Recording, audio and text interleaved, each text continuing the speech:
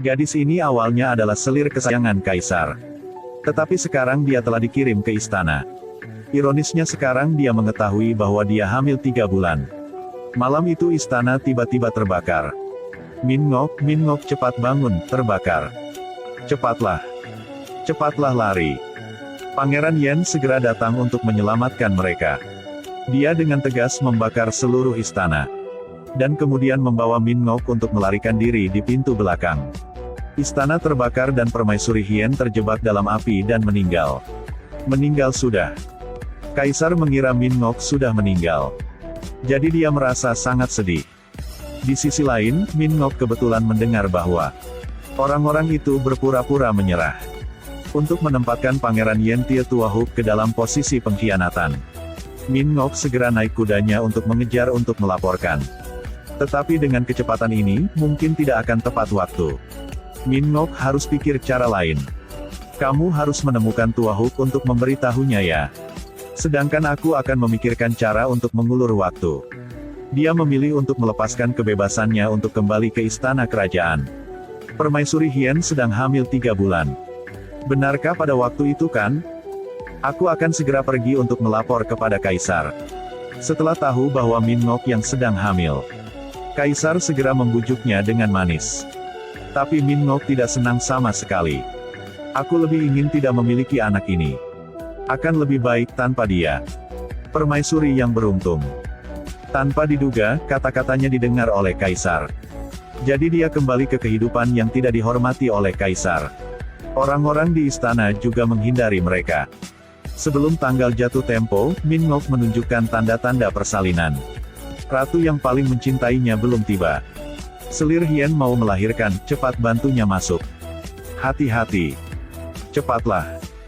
Tran Enhi dengan cepat melarikan diri untuk melaporkan kaisar. Tetapi dihentikan oleh pelayan selir Kuanam. Permaisuri Hien siap melahirkan. Cepatlah lapor kepada kaisar. Panggil dokter dan bidan untuk memasuki istana. Tolong katakan padanya untuk bertahan 1 malam lagi. Besok pagi akan melahirkan. Apa katamu? Dia tidak tahu bagaimana memilih waktu untuk lahir. Kamu. Seluruh istana kecuali ratu. Tidak ada yang peduli tentang hidup atau mati mereka. Ironisnya kali ini, ketika permaisuri tiba di istana. Min Ngok mengirim pelayan dekatnya. Pergi ke istana Kuanam untuk memberitahu kaisar. Selir Hien siap melahirkan. Meminta kaisar untuk mengirim tabib dan bidan ke sana. Tolong beritahu dia menunggu tambah 1 malam lagi. Melahirkan besok pagi. Kalian tidak diperbolehkan membuka pintu. Pelayan ratu yang suka memerintah dan mengusir Tran Enhi. Yang tidak biarkan dia masuk untuk laporkan. Saat ini dia hanya ada 1 orang yang bisa diandalkan. Adalah Tietuahuk. Tidak bisa pergi. Halan Min Ngok melahirkan yang tidak terlibat dengan kamu. Aku akan memberitahu kaisar bahwa kalian semua terhubungan. Berhentilah terlibat dalam hal itu untukku. Dalam hati Tietuahuk sekarang hanya ada Min Ngok. Dia mengabaikan keberatan istrinya dan membawa bidan ke sana. Permaisuri Hien, tolong gunakan kekuatanmu, semangat. Lahir. Sudah lahir, sudah lahir. Akhirnya, setelah begitu banyak kesakitan, Min Ngok pun berhasil melahirkan Pangeran ke-6. Setelah kaisar tahu, dia langsung ingin pergi ke sana. Kuanam membuat setiap alasan untuk mempertahankan kaisar. Di sisi lain, ratu telah kembali ke istana. Hal pertama adalah bertanya kepada pelayan itu. Berpikir dengan hati-hati dan kemudian berbicara. Ak tidak berani bersembunyi. Tanpa diduga, Kuanam telah menutupi pelayannya. Sehingga dia menyalahkan kedua kasim itu. Setelah mengetahui bahwa bidan dikirim oleh Tietuahuk, dia segera buat rencana jahat. Cepat kelilingi istana Finning untukku. Tidak menyangka bahwa situasinya tiba-tiba berbalik. Min Ngok juga gak bodoh dibully. Itu dikirim oleh Halan Khakdung. Bagaimana raja kecil bisa melakukannya? Bukan Pangeran Yen. Apakah kamu salah lihat? Yang mulia. Semua karena Huenhi yang memerintahkan kami untuk melakukannya. Jadi pelayan Kuanam telah dihukum. Dia sangat marah. Tetapi tidak bisa berdiri untuk memprotes. Pada saat ini, hal buruk terjadi pada putra mahkota. Mengapa dia tidak bergerak? Yang Muila. Pergi. Apakah kamu percaya aku akan membunuhnya? Aku akan membunuhnya. Bisakah kakak mengembalikan bayi aku? Kuanam telah jadi gila yang ingin membunuh anak Min Ngok. Ceritanya seperti ini. Kuanam adalah kakak perempuan Min Ngok. Dia mengerahkan seluruh kekuatannya untuk naik ke posisi ratu. Melahirkan pangeran kelima dan dia dinobatkan sebagai putra mahkota. Tapi sekarang dia sakit parah. Sejak ia lahir, ia telah menjadi duri di mata harem atas dan bawah. Ibu pangeran tertua adalah Lem Cheungi. Tipikal tipe wanita bodoh dan tidak berotak. Sebelumnya, boneka ajaib yang melukai putra mahkota juga dibuat olehnya. Di samping itu, dia juga berpura-pura menjahit pakaian untuk putra mahkota. Tetapi Spirituk mengambil kesempatan untuk bertindak. Dia ditipu untuk mendandani putra mahkota. Setelah memakainya, pangeran mulai menderita asma parah. Dan segera meninggal setelah beberapa hari. Kuanam sangat menderita. Ini dia lagi. Dia curiga Min Ngok membunuh anaknya. Jadi dia lari ke istananya seperti orang gila. Di mana Hai Nguyen? Min Ngok juga mudah tertipu. Berani membiarkan saudara perempuannya yang jahat menggendong anaknya. Tanpa mengetahui bahwa dia tidak stabil secara mental. Apa yang kamu katakan? Kembalikan anakku.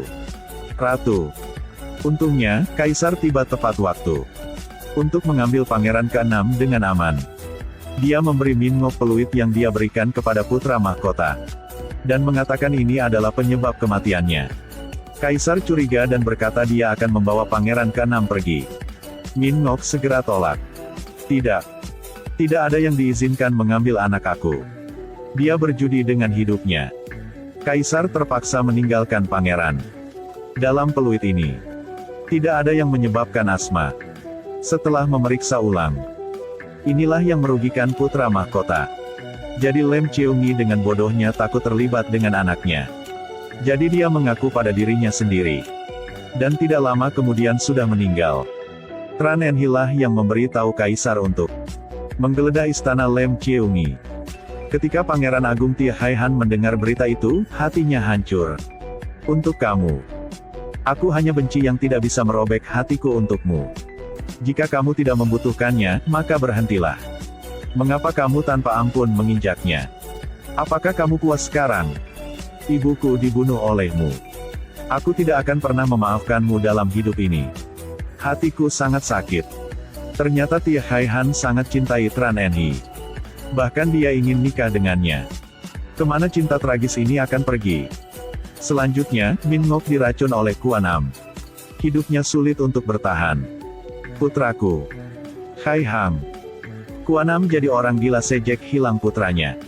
Setelah mendengar Tukpi mengatakan bahwa ada obat ajaib dalam rakyat. Yang setelah meminumnya, dia akan dapat bertemu dengan anaknya. Tetapi tanpa diduga, setelah meminumnya, Kuanam menjadi lebih gila. Putraku sudah kembali. Haidam.